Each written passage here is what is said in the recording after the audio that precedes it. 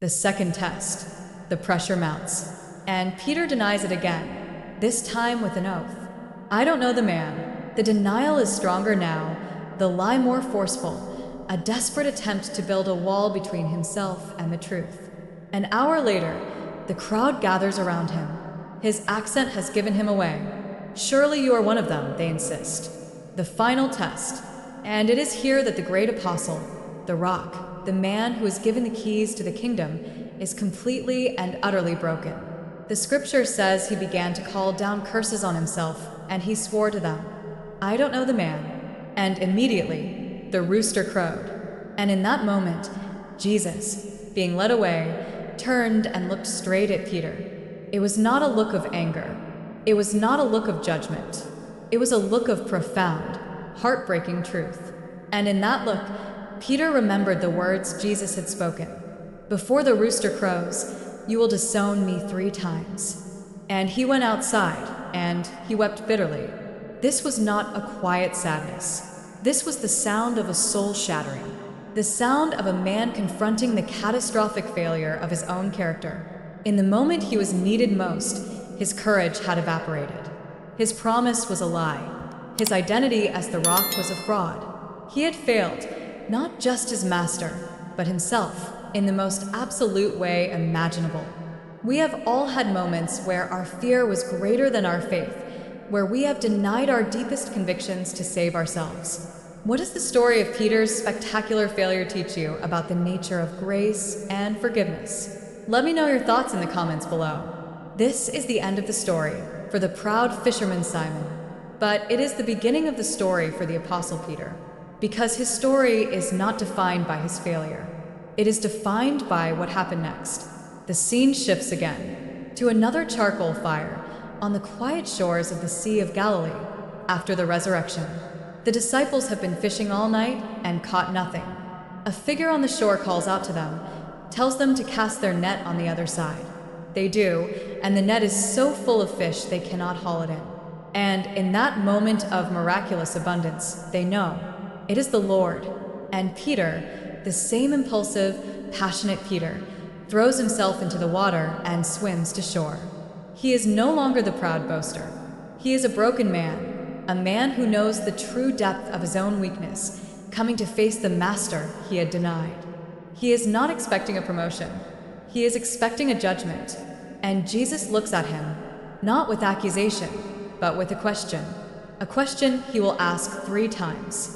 Simon, son of John, he says gently, do you love me? One question for every denial, one act of restoration for every act of betrayal. And Peter, his heart aching with the memory of his failure, can no longer boast of his strength.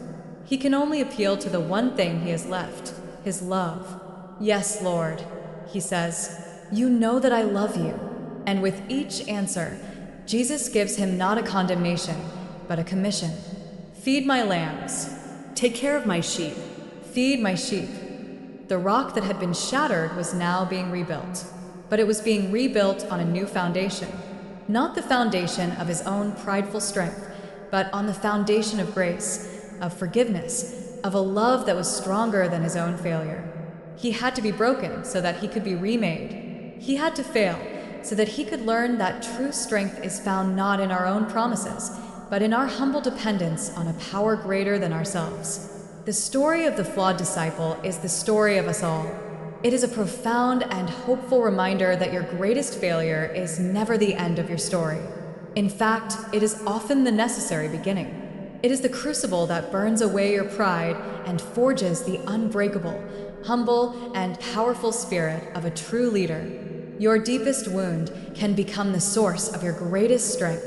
If this story has inspired you, and you want to continue exploring the timeless truths of these great sagas, please give this video a like and subscribe to our channel.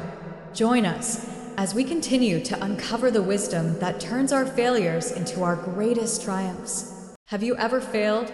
Not a small mistake, but a catastrophic, soul-crushing failure. A failure so profound that it made you question your own identity, your own character, your own worth. Have you ever, in a moment of fear, betrayed the one thing you swore you would always be true to? And in the deafening silence after that failure, have you ever believed that this is the end of your story? That there is no coming back? If you have, then you must know the story of the man who is called the Rock, and how that rock was shattered into 1,000 pieces before it could become the foundation of the world. This is not just a tale of a distant disciple. It is a divine blueprint for every flawed human being who has ever fallen and who has ever yearned for a second chance. This is the story of Simon Peter, a story of spectacular failure and of even more spectacular redemption. He was the first, the most passionate, the most outspoken. When Jesus asked the disciples, "Who do you say I am?" it was Peter who stepped forward, his voice ringing with a divine revelation.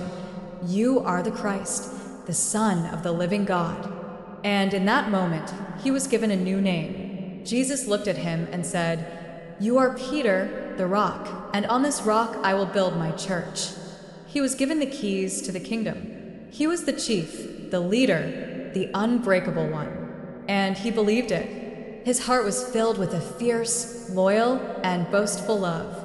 On the night of the Last Supper, when Jesus predicted that all his disciples would fall away, it was Peter who objected with all the force of his being. "Even if all fall away on account of you," he declared, "I never will." And later, even more passionately, "Even if I have to die with you, I will never disown you." He meant it, every single word. It was a promise made from a heart of genuine, if prideful, devotion. And it is in the space between that promise and what happened next that the most important lesson of Peter's life is found. The scene shifts to a cold, dark courtyard illuminated by the flickering flames of a charcoal fire. Jesus has been arrested. The disciples have scattered. But Peter, in a final act of conflicted courage, has followed at a distance. He is trying to be brave, but he is in enemy territory. He is surrounded by the servants of the high priest, by the soldiers, by the accusers. And he is afraid. A servant girl sees him in the firelight and points. "You also were with Jesus of Galilee." The first test, the first moment of pressure, and the rock, the man who swore he would die for his master, crumbles. "I don't know what you're talking about," he says, turning away, the lie catching in his throat. He moves to the gateway, trying to disappear into the shadows. But another girl sees him. She says to the crowd, "This fellow was with Jesus of Nazareth."